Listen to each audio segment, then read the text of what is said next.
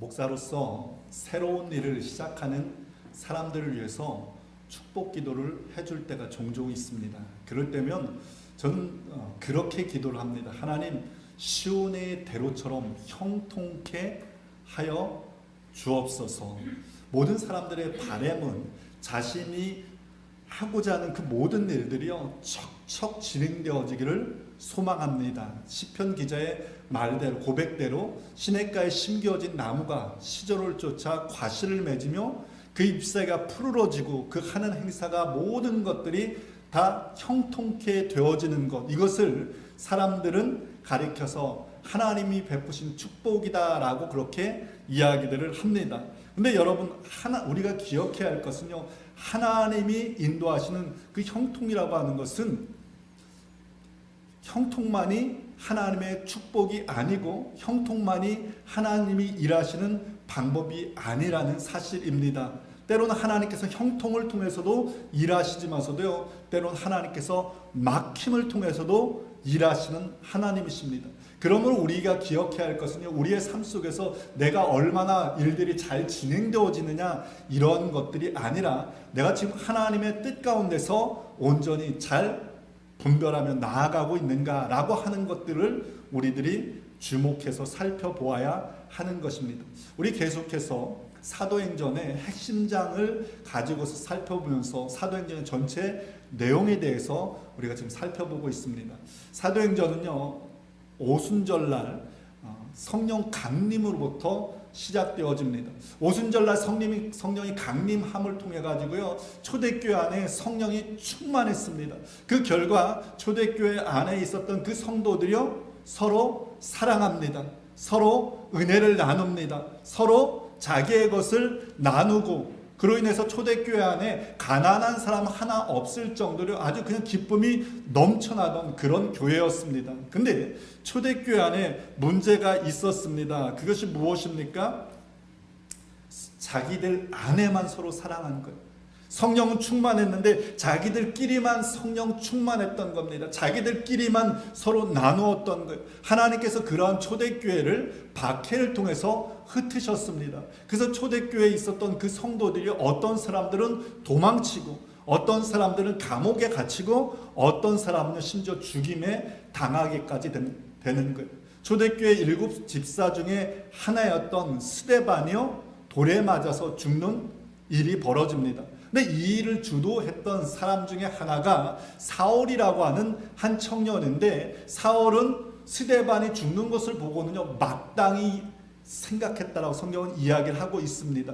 이 사울이라고 하는 사람은 예수 믿는 사람들을 잡아서 죽이는 것이 하나님께 영광을 돌리는 것이다 라고 그렇게 생각했기 때문입니다.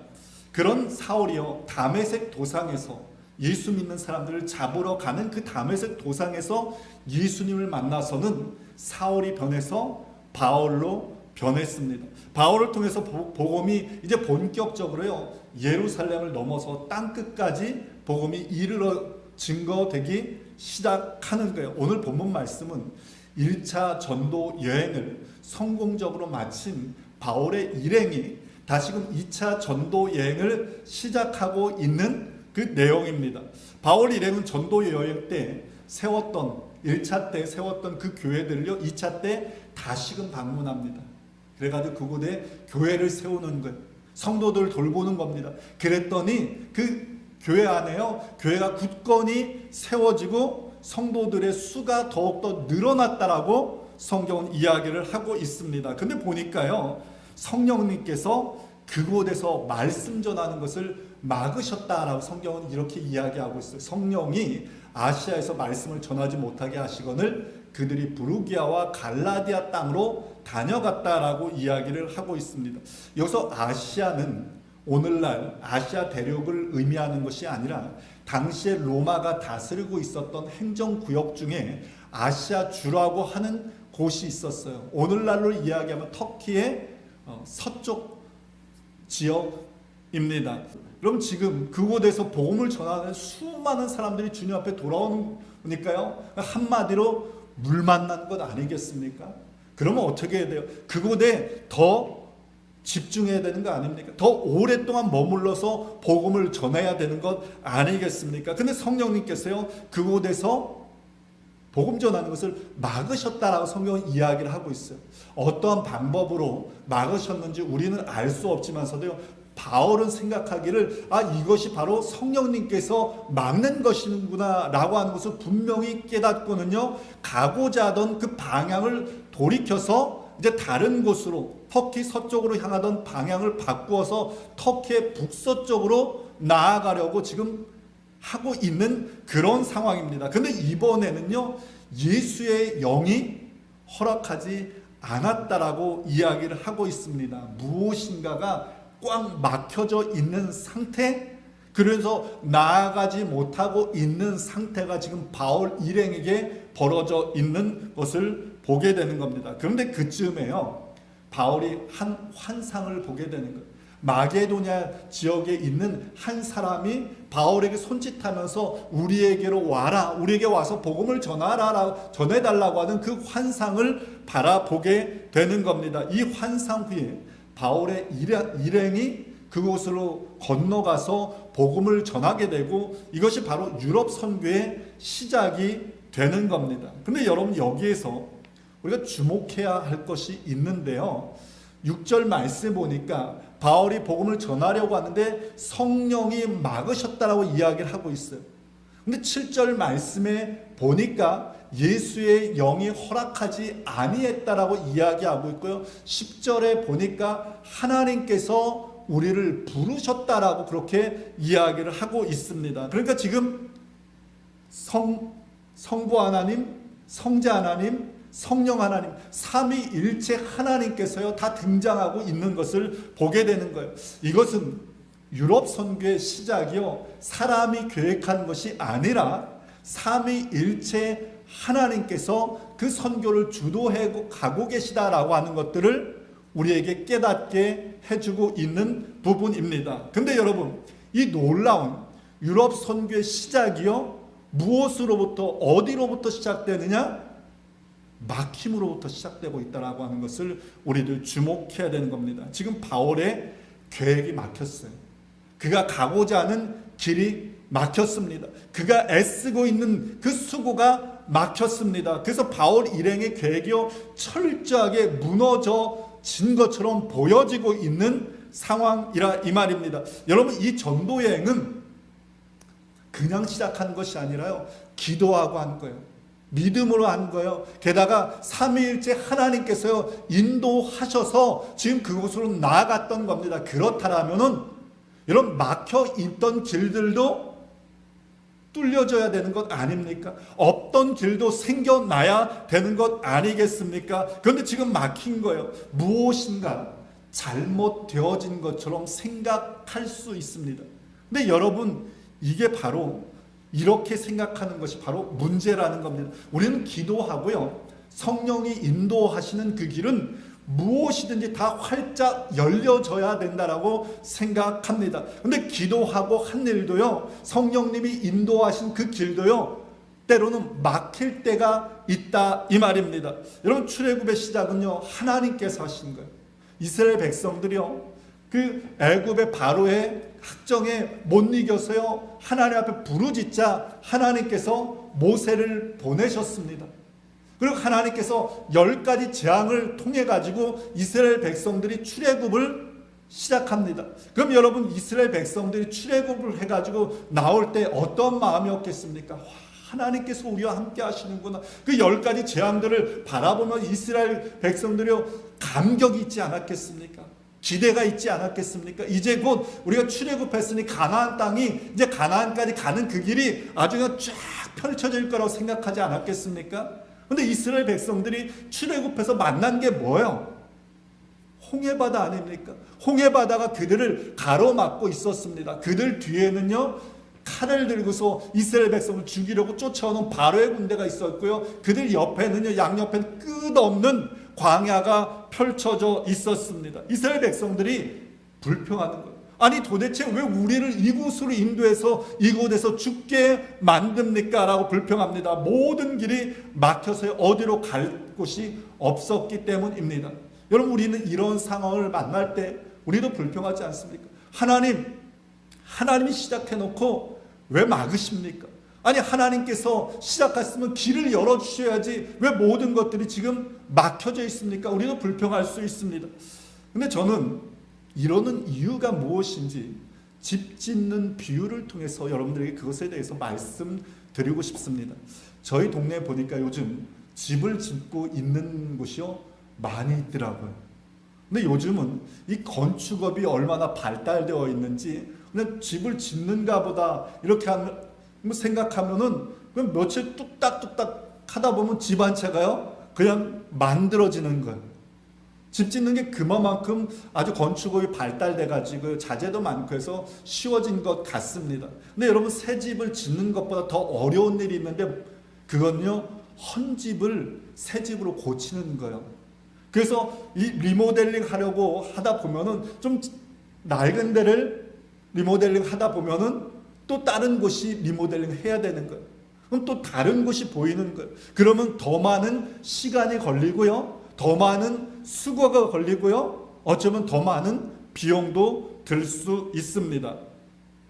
차라리 부수고 새로 짓는 것이 훨씬 낫다, 이 말입니다. 하나님께서 당신의 일을 성취하는 방법이 이와 같은 거예요. 우리 인생의 계획 위에 하나님께서는요, 당신의 그 계획을 세워 갈 수 없습니다. 왜냐하면 우리 인생은요, 하나님의 계획보다는 내 계획과 내 방법을요 먼저 우선시하기 때문입니다. 인생이 자기 계획 위에 하나님의 계획을 꿰어 맞추려고 하는 것, 이것은요, 헌 집에다가 새 집을 지으려고 하는 것과 마찬가지 시도입니다. 이렇게 하면 하나님이 원하시는 아름다운 집을 건설할 수 없습니다. 그래서 하나님께서는요, 당신의 일을 시작하기 전에 하시는 일이 무엇입니까? 헌집과 같은 우리의 생각을 고치는 것, 우리의 방법을 무너뜨리는 겁니다. 우리의 경험을 완전히 무너뜨리는 거예요. 인생의 계획이 완전히 무너졌을 때 하나님의 계획이 그 위에 설 수 있고요, 하나님이 원하시는 일을 이루어갈 수 있기 때문입니다. 근데 여러분, 이 과정이요, 우리 인생에게는요 얼마나 힘든지 막힌 것 같은 거예요. 끝난 것 같은 거예요. 답답한 거예요. 근데 여러분, 기억하시 바랍니다. 내 계획이 무너질 때 하나님의 계획이 설 수 있음을 기억할 수 있기 바랍니다. 하나님의 계획이 설 때요, 우리가 상상도 할 수 없었던 놀라운 일들이 펼쳐질 수 있음을 여러분 기억하시기를 주의 이름으로 축원을 드립니다.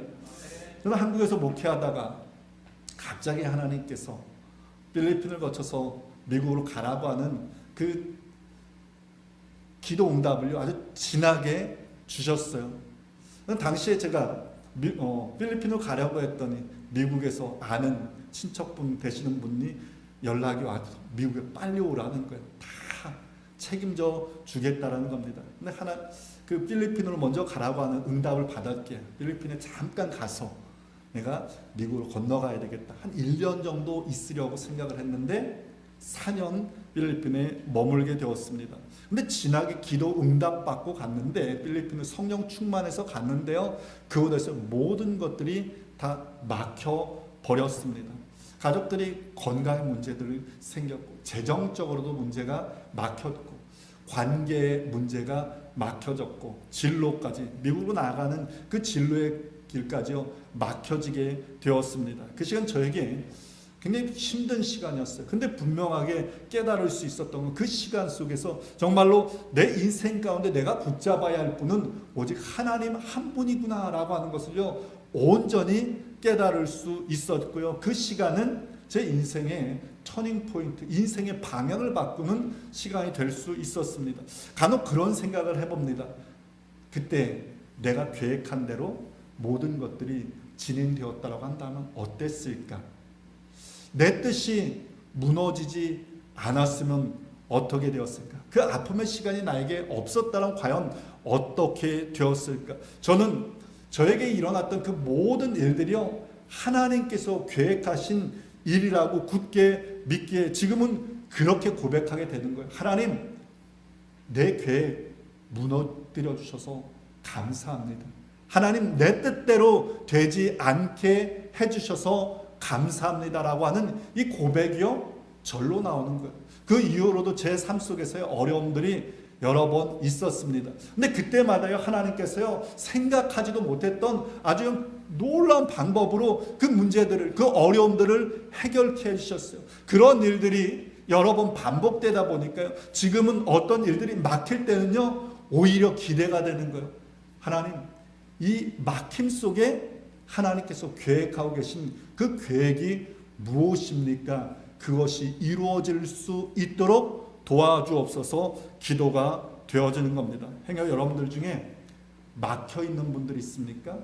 아니면 내가 계획했던 그 일들이 무너져 버린 분들이 있습니까? 계획한 것, 관계가 막혀 있습니까?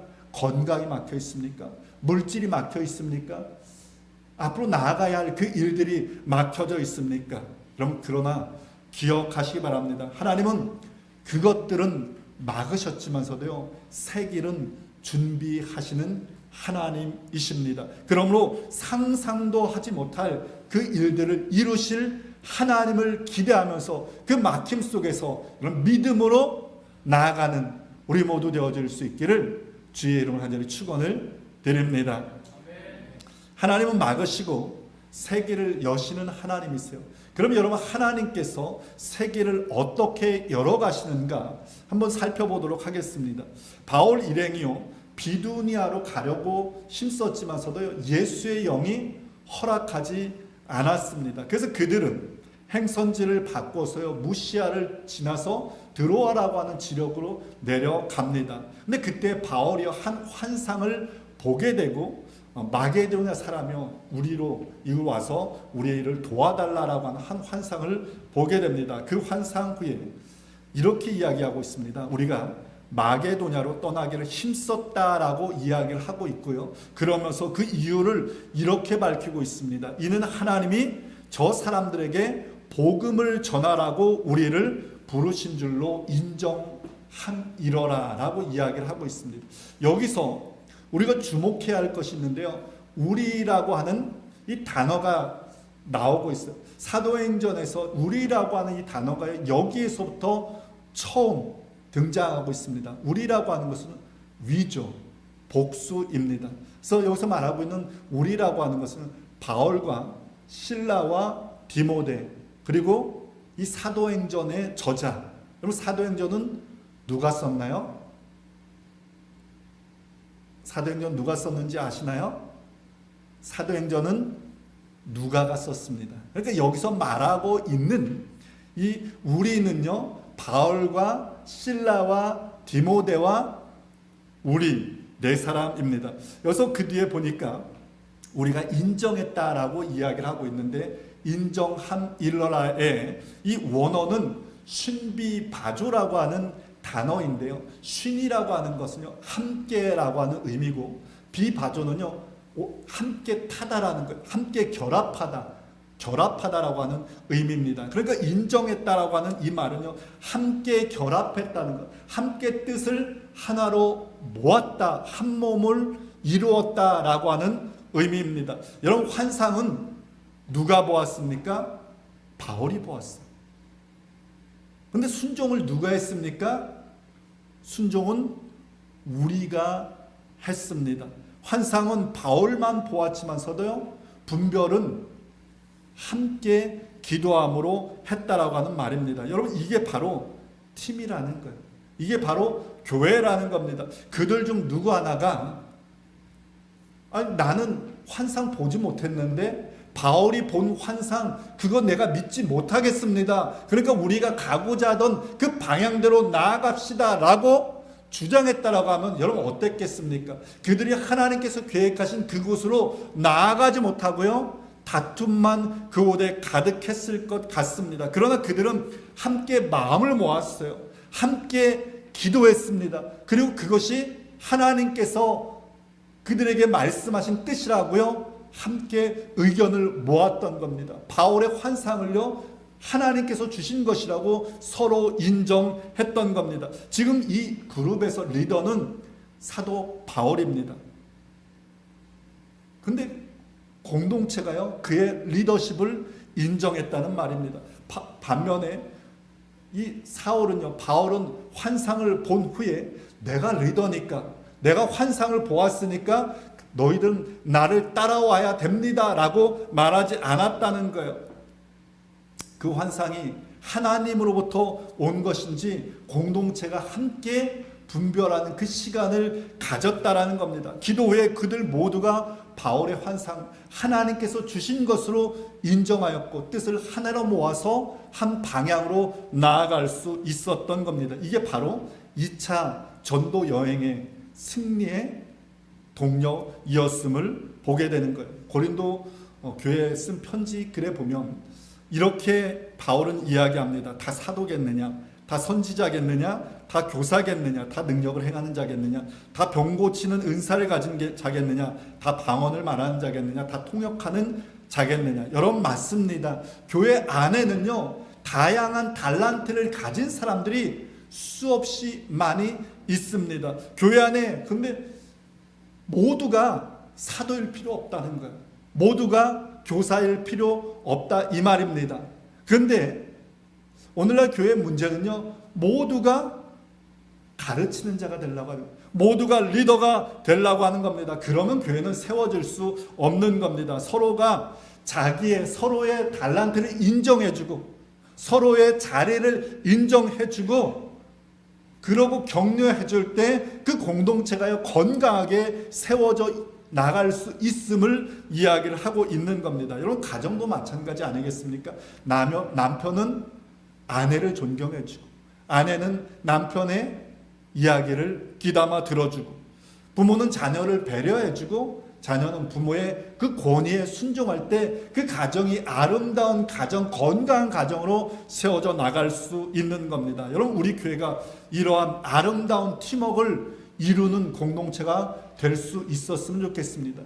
저와 같은 이 목회자는 내 의견만 주장하는 것이 아니라 성도들의 이야기를 들어주고 성도들은 하나님께서 부여해 주신 그 권위를 인정하면서 서로가 합력하여 나아갈 때 우리가 건강한 공동체를 이루고 하나님이 원하시는 그 공동체를 세워나갈 수 있는 것입니다. 바라기는 여러분 우리 모두가 정말 합력함으로 서로를 인정함으로 하나님이 원하신 그 믿음의 공동체를 함께 세워나가는 그 축복의 공동체 되어줄 수 있기를 주의 이름으로 간절히 축원을 드립니다.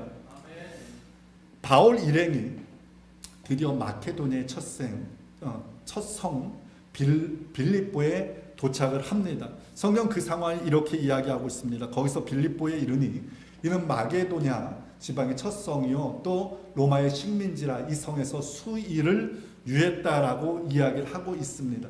지금 마게도냐의 첫 성이라고 하는 이 말은요 빌립보가 즉 마게도냐 즉 지금의 유럽 선교의 첫 관문이 되었다는 것.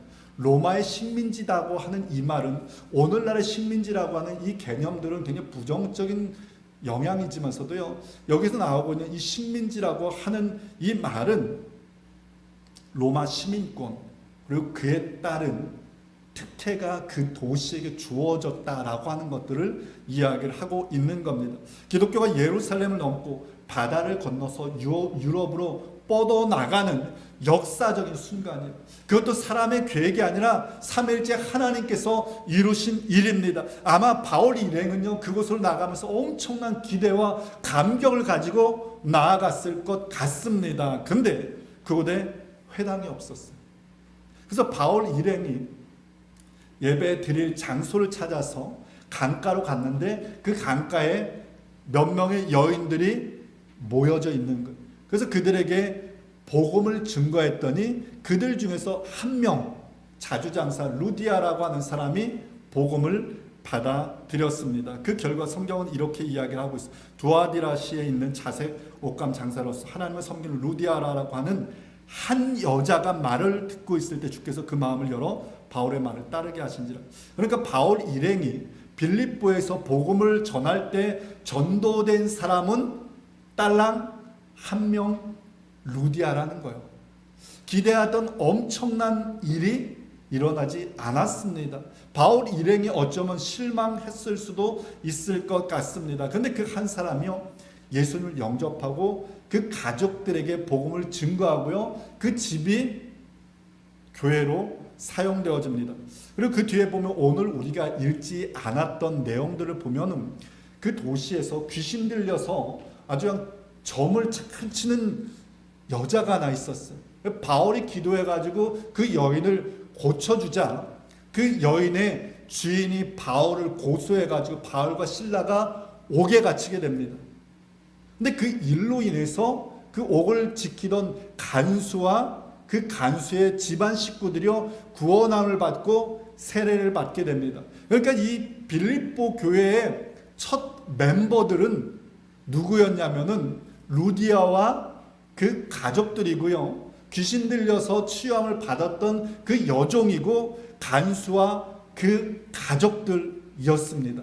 그러니까 우리 주님의 교회 시작했을 때와 아주 그냥 비슷한 것 같습니다. 근데 이 빌립보 교회가요 엄청나게 귀하게 사용되어지고 있는 것을 보게 됩니다. 이 교회가요 유럽 복음화의 첫 교두보가 되어가지고 그 뒤에 데살로니가, 아덴, 고린도 이 지역에 수많은 하나님의 교회가 세워지게 되는 거예요. 바울의 선교 여행 중에서요 가장 많이 물질로 바울을 후원했던 교회가 바로 이 빌립보 교회입니다. 그래서 바울은 이 빌립보 교회를 가리켜서 이야기하기를 나의 기쁨이요 나의 면류관이다 라고 이야기를 하고 있습니다. 그리고 가난한 교회였지만서도요 다른 어려움에 처해져 있는 사람들, 다른 교회들 돕는데요 가장 앞장섰던 교회가 바로 이 빌립보 교회입니다. 그래가지고 이 빌립보 교회는 마게도냐 지역에요 아주 좋은 소문, 좋은 영향력을 끼치게 되었고 초대교회에 선한 영향력을 끼치는 그런 교회가 되었음을 보게 됩니다.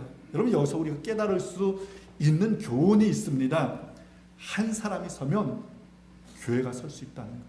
한 사람이 서면 가정이 설 수 있고요. 한 사람이 서면 공동체가 서고요. 한 사람이 주님 앞에 바로 설 때 하나님의 나라가 설 수 있는 겁니다. 반대로 한 사람이 서지 않으면요 가정이 설 수 없고요 교회가 설 수 없고요 공동체도 설 수 없습니다. 그러면 하나님 나라에서 중요한 것은 바로 여러분 한 사람 한 사람이다 이 말입니다. 바울은 이 사실을요 분명하게 깨달았기에요 바울이 쓴 여러 서신서들에 보면은 가장 중요하게 여겼던 바울의 핵심 가치가 사람이었어요. 그래서 그의 편지에 보면요 우리가 생각할 때 아니 무슨 편지에 사람들 알지 못하는 사람들 이름을 저렇게 많이 열거하는가 라고 그렇게 생각할 수 있지만서도요 바울은요 수많은 사람들을 다 열거합니다. 왜 그런 줄 아세요? 바울에게 있어서 그 사람들은 가장 소중했던 바울의 자산과도 같았기 때문입니다.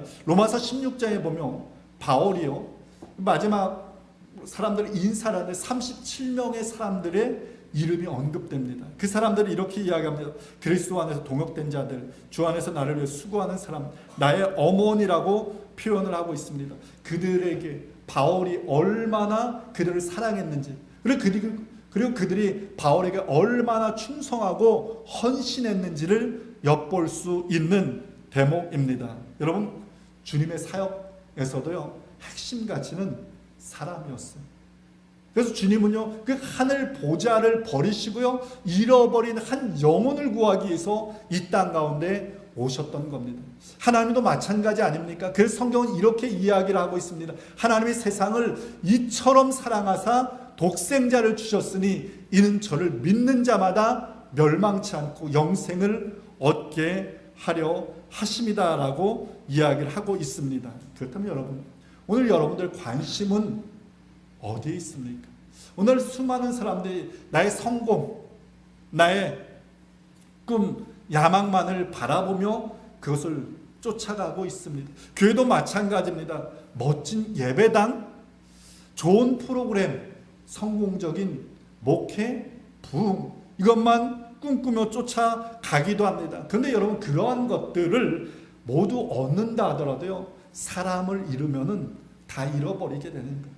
근데 사람을 얻으면 그 모든 것들을 잃는다 하더라도 다 얻는 것과 마찬가지입니다. 하나님께서 우리 주변에, 여러분 주변에 많은 사람들을 허락해 주셨습니다. 하나님의 그 나라를 향해서 함께 발맞추어 나갈 믿음의 동역자입니다. 바라기는 나에게 허락하신 그 한 사람 한 사람을 소중히 여기면서 함께 하나님의 나라를 세워나가는 우리 모두가 될 수 있기를 축원을 드립니다.